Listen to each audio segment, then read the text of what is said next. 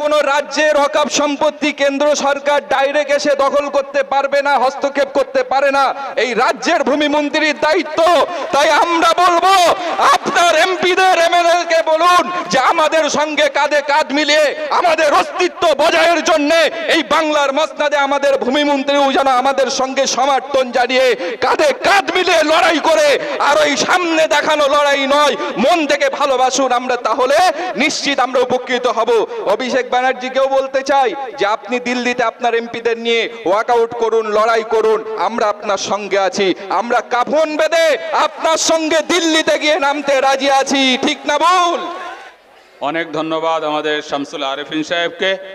তিনি যথেষ্ট জ্ঞান গর্বপূর্ণ আলোচনা করেছেন। এরপরে আমি বসিরহাট হুজুরের বংশের স্বনামধন্য খোবায়েব আমিন সাহেবকে আমন্ত্রণ জানাবো। তিনি আসবেন এবং এই প্রস্তাবের সমর্থনে তিনি কথা রাখবেন।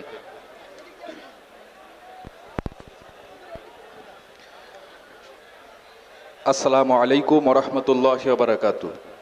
আমি পরিচয় পর্বটাকে আর এগিয়ে না নিয়ে আমি দুটো কথা শুধু বলে আমি শেষ করব, যেহেতু অনেক গুণী গুণী মানুষ আছে।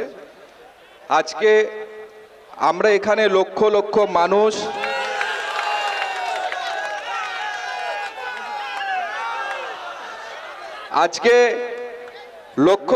মানুষ উপস্থিত হয়েছি।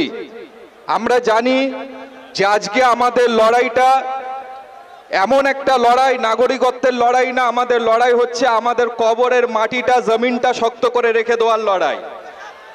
কেননা আমি আপনি কালকে চলে যাব, আমার আপনার কবর দেওয়ার সম্পত্তিটা ওই ওয়াকফ এস্টেটের কবরস্থানটাকে দখল করার চক্রান্তই দিল্লি বসে মুসলমানদের মসনদে বসে বসে চিন্তা করছে।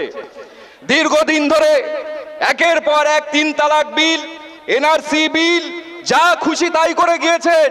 আজকে আমরা জানি হয়তো এই ওয়াকফ বোর্ডের বিল আবার পাস হবে, আবারও দেখবেন হয়তো আমরা যাদেরও ভোট দিয়েছি শুধু এমপিরা গিয়ে ওয়াকআউট করবে, বিলের জন্য পার্লামেন্টে কেউ লড়বে না। যদি লড়তো 3 তালাক বিল হতো না। তাই বলবো, আজকে এখানে অনেক অ্যাডভোকেট আছে। আমার যতটুকু আমি ওয়াকফ নিয়ে, আমাকে যখন হযরত মাওলানা সিদ্দিকুল্লাহ চৌধুরী সাহেব রাজভবনে ডেকেছিল একটা মিটিংয়ে আজ থেকে 15 দিন আগে, তখন আমি আলোচনা করে আমি এটা নিয়ে স্টাডি করে দেখলাম যে ওয়াকফ সম্পত্তি গোটা ভারতবর্ষে 30টা বোর্ড আছে, যার মধ্যে পশ্চিমবাংলায় যেমন ওয়াকফ বোর্ড, এই পশ্চিমবাংলার সম্পত্তির দায়িত্ব কিন্তু রাজ্য সরকারের মুখ্যমন্ত্রীর এবং ভূমি মন্ত্রীর। কেননা কোন রাজ্যের ওয়াকফ সম্পত্তি কেন্দ্র সরকার ডাইরেক্ট এসে দখল করতে পারবে না, হস্তক্ষেপ করতে পারে না। এই রাজ্যের ভূমি মন্ত্রীর দায়িত্ব। তাই আমরা বলবো, আপনার এমপিদের এমএলএ কে বলুন যে আমাদের সঙ্গে কাঁধে কাঁধ মিলিয়ে আমাদের অস্তিত্ব বজায়ের জন্য এই বাংলার মসনদে আমাদের ভূমি মন্ত্রীও যেন আমাদের সঙ্গে সমর্থন জানিয়ে কাঁধে কাঁধ মিলিয়ে লড়াই করে। আর ওই সামনে দেখানো লড়াই নয়, মন থেকে ভালোবাসুন। আমরা তাহলে নিশ্চিত আমরা উপকৃত হব। আমরা জানি বাংলার মুখ্যমন্ত্রী এই নিয়ে মুখ খুলেছেন, অভিষেক ব্যানার্জি মুখ খুলেছেন, আমাদের পাশে থাকার আহ্বান দিয়েছেন।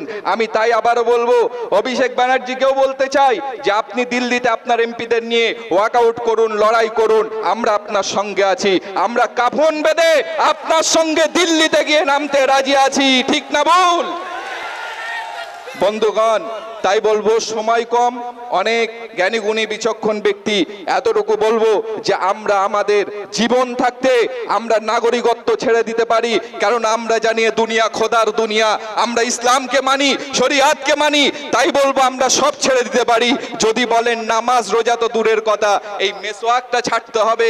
নবীর সুন্নাত মেসওয়াক এই মুসলমান ছেড়ে দেবে না। সকলে ভালো থাকবেন, এই বলে আমি বক্তব্য আমি শেষ করলাম। আসসালামু আলাইকুম।